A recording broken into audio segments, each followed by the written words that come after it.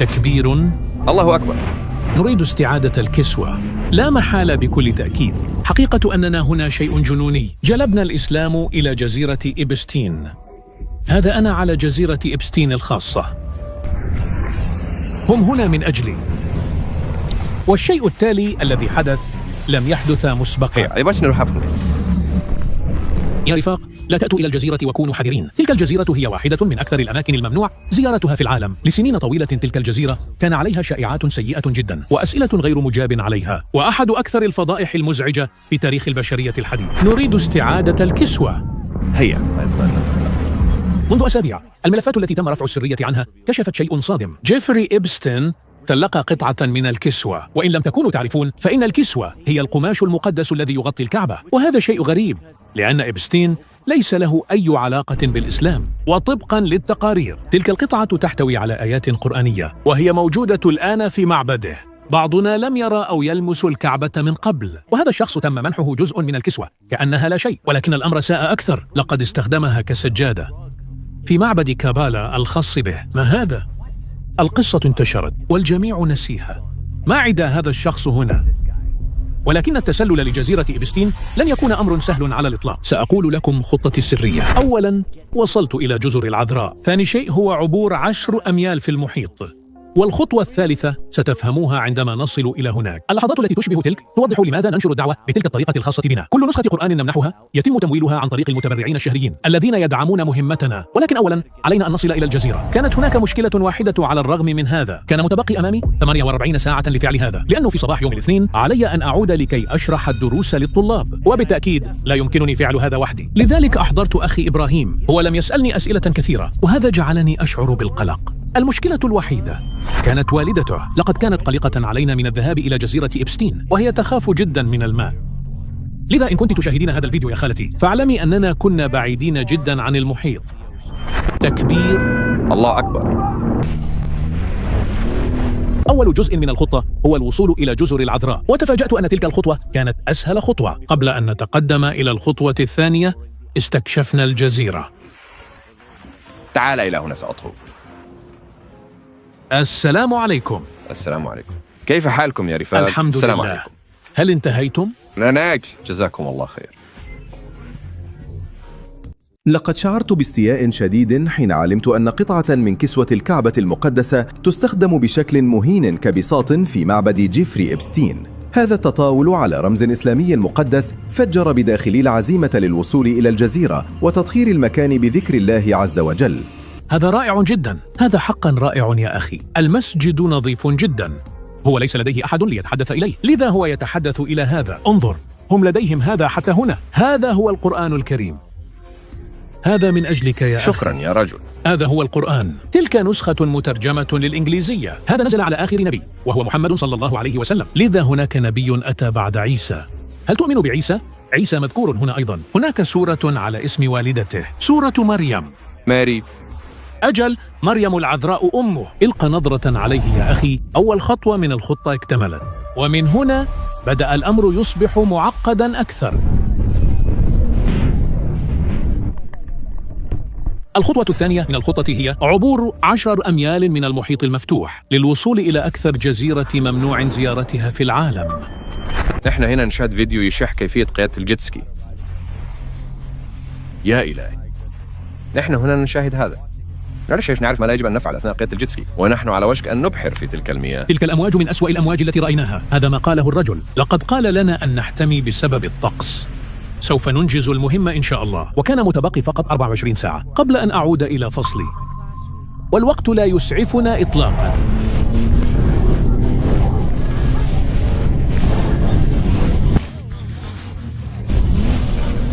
نريد استعادة الكسوة. يا إلهي، نريد استعادة الكسوة. أنا أعرف أنكم ترون هذا يا رفاق. ضعوا 100,000 إعجاب، وسوف أدفع ثمن زراعة شعر إبراهيم. تركيا بنفسي. لا نريد سحر أسود هنا.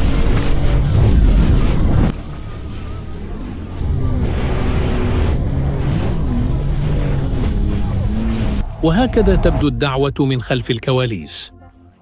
السفر حول العالم ودعوة الناس لاعتناق الإسلام ليس أمرا آمنا أو سهلا. ولكن سبب قدرتنا على فعل كل هذا هو بسبب الذين يمولون منح نسخ القرآن شهريا، مثل مريم وأحمد وداني وخديجة ومئات الممولين الذين يؤمنون بمهتمنا. لذا جزاكم الله خيرا على دعم دعوتنا، وأدعو الله أن يتقبل منكم هذا ويجازيكم. والآن علينا عبور 10 أميال من المحيط، موجة كبيرة قادمة. يا الله، هدئ الماء من أجلنا. تطلب الوصول إلى الجزيرة خوض رحلة محفوفة بالمخاطر لمسافة 10 أميال في البحر المفتوح، رغم افتقارنا تماما للخبرة. واجهنا أمواجا عاتية كادت تطيح بنا، وأدركنا حينها أن المحيط ليس مكانا للهو أو المغامرة العابرة. ولكننا لاحظنا فورا أننا ارتكبنا خطئا جسيما.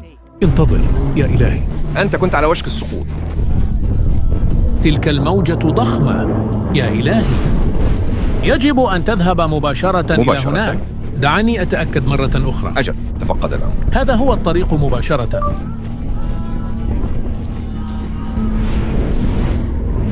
يمكن حدوث أي شيء خطأ هنا. تخيلوا إذا نزلنا على جزيرة خاطئة غير التي نريدها. تعطل الجيتسكي الخاص بنا، نريد الحصول على مساعدة. فقدت هاتفي في المحيط. أين هاتفي؟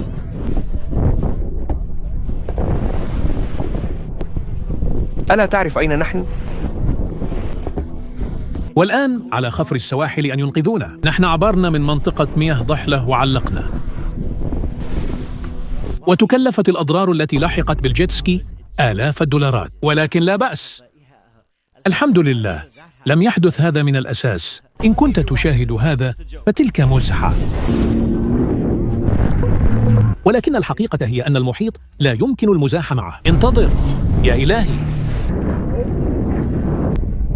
نحن محاصرون هنا، ويجب أن نذهب. نريد استعادة الكسوة، وبعد وقت طويل جدا رأيناها أخيرا. أنا أرى المعبد. ها هو المعبد يا أخي. الأمواج عالية يا رحمن، ندعوك أن تهدئ الأمواج. هيا بنا، نريد استعادة الكسوة. هل أنت مستعد؟ هناك موجة عالية قادمة. هيا، يمكنك فعلها. الموجة قادمة. أنا أرى المعبد. هيا بنا، ها هي. إنه هناك تماما. تلك الجزيرة هناك هي جزيرة إبستين. لا محالة، لا محالة بكل تأكيد. وهنا بدأت الخطوة الثالثة. الجزء الذي لم أخبركم بشأنه هو التسلل إلى الجزيرة ورفع الآذان أمام المعبد. ولكن كانت هناك مشكلة، هم قادمون من أجلي. يجب أن نشرح. الجزيرة عليها حراسة مشددة.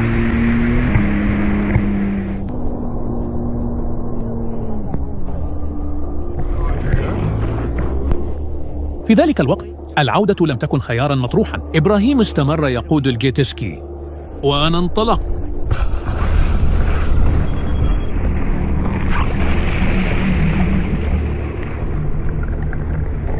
الأمر بسيط، الذهاب إلى الجزيرة بدون أن تتم رؤيتي.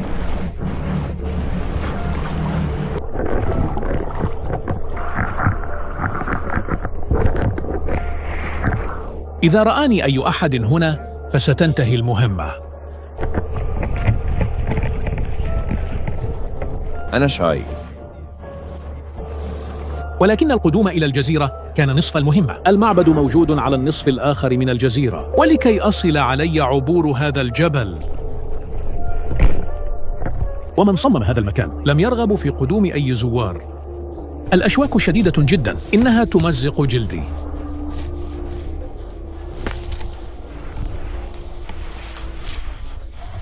وبسبب أن تلك الجزيرة محمية بشكل كامل علي التحرك بهدوء. سهل علي الطريق يا الله، أنا عبدك يا الله، سهل علي الطريق يا الله.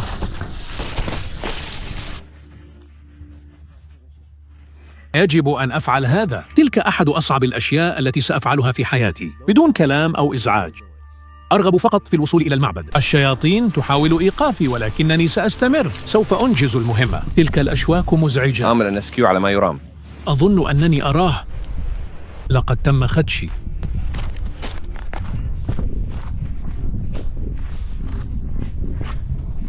يا إلهي، هو يمشي. بمجرد وصولي إلى شواطئ الجزيرة اضطررت للتسلل بعيداً عن أعين الحراسة المشددة وتسلق جبل مليء بالأشواك التي مزقت جلدي.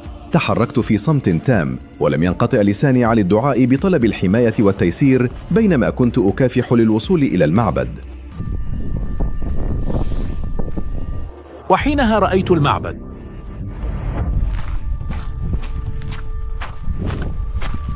لسنوات هذا المكان كان محاصرا بالظلام والشر، ولكن اليوم الآذان على وشك أن يسمع للمرة الأولى على الإطلاق.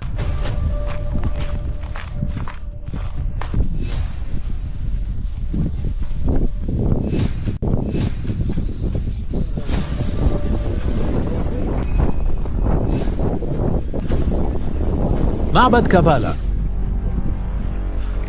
نحن وصلنا إلى معبد كابالا على جزيرة إبستين يا رفاق. هنا حدثت الفظائع والسحر لي أسود. هذا جنوني. حقيقة أننا هنا شيء جنوني. كان هناك الكثير من الأطفال. هذا نوع آخر من الوحوش يا رفاق. إنه مغلق بألواح. لا محالة يا رفاق.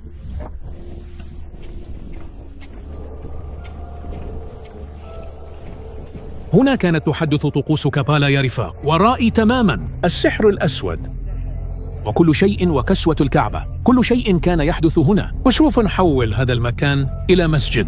سوف نفعل هذا هنا. سوف نجد القبلة هنا. وسوف نصلح الأمر إلى الأبد. وسوف نزيل كل الجن والشياطين. سوف نفعل هذا هنا. نحن جلبنا الإسلام إلى جزيرة إبستين. نحن جلبنا الإسلام إلى جزيرة إبستين بالفعل بفضل الله. لقد جلبنا الإسلام إلى جزيرة إبستين. سوف نصلي هنا ونحول هذا المكان إلى مسجد بإذن الله تعالى. لقد وصلنا إلى اللحظة التي عانينا من أجلها. لقد استخدمت هاتفي للوصول إلى القبلة، وعندما وجدتها كان قد حان وقت فعل ما لم يحدث من قبل على تلك الجزيرة من قبل. الله أكبر، الله أكبر، الله أكبر، الله أكبر. أشهد أن لا إله إلا الله، أشهد أن لا إله إلا الله، أشهد أن محمدا رسول الله، أشهد أن محمدا رسول الله. حي على الصلاة، حي على الصلاة، حي على الفلاح، حي على الفلاح. الله أكبر، الله أكبر، لا إله إلا الله. وقفت أمام ذلك المعبد المهجور الذي شهد أبشع الجرائم، ورفعت الأذان لأول مرة في تاريخ هذه الجزيرة. كنت أشعر أن رفع أعظم نداء في هذا المكان الخبيث سيطرد الشياطين ويطهر الأرض لعبادة الله وحده. سبحان الله، تخيلوا أننا نرفع الآذان الطاهر في أكثر مكان شرير. هذا لم يجعل الشيطان والجن يهربوا فقط، بل أيضا طهر الأرض. لكن الآن حان وقت صلاة ركعتين وتطهير الأرض من الشيطان. الله أكبر، لا إله إلا الله. الله أكبر. هو يصلي ركعتان. يا إلهي، هو يصلي ركعتان هناك.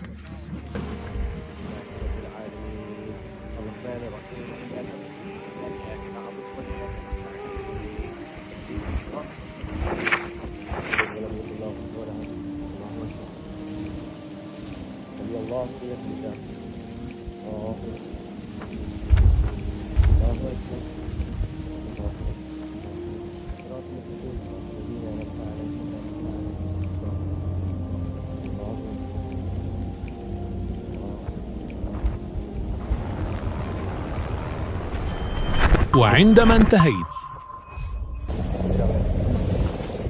تلك هليكوبتر. الجيش الأمريكي أرسل هليكوبتر لإيقافي. اختبأت وراء شجرة، وتلك كانت إشارة لكي أرحل من الجزيرة. أنت الآن موجود في ملكية خاصة. ارحل قبل أن نطلق النار. أنا محاصر فعلياً الآن. يا إلهي.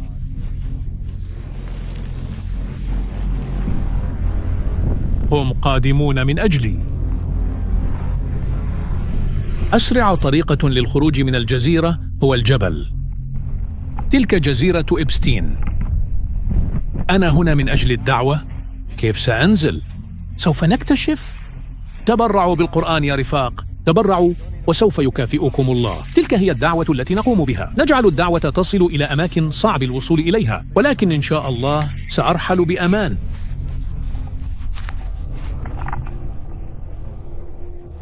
شيء ما خدش قدمي. أنا أرتعش الآن. هناك شيء في قدمي.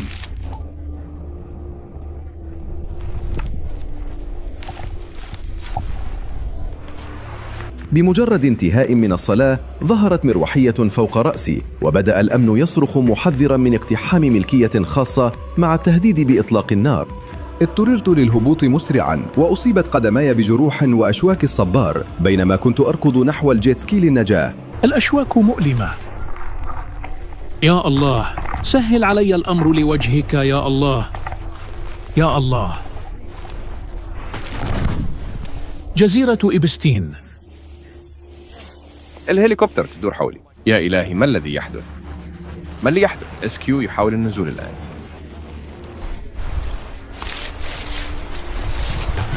إبراهيم كان ينتظر على الجيتسكي. أنا أمشي على نبات الصبار لوجه الله.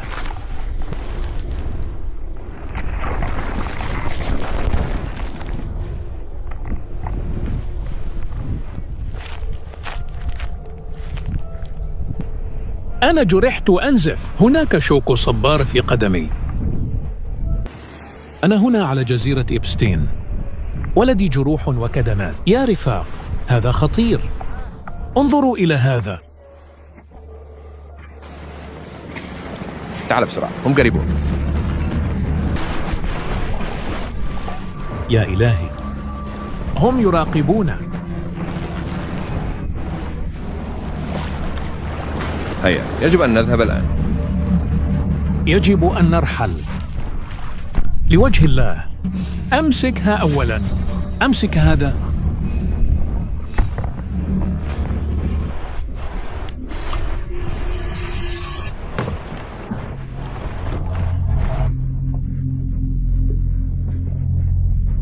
يا أخي، ما رأيته كان جنوني.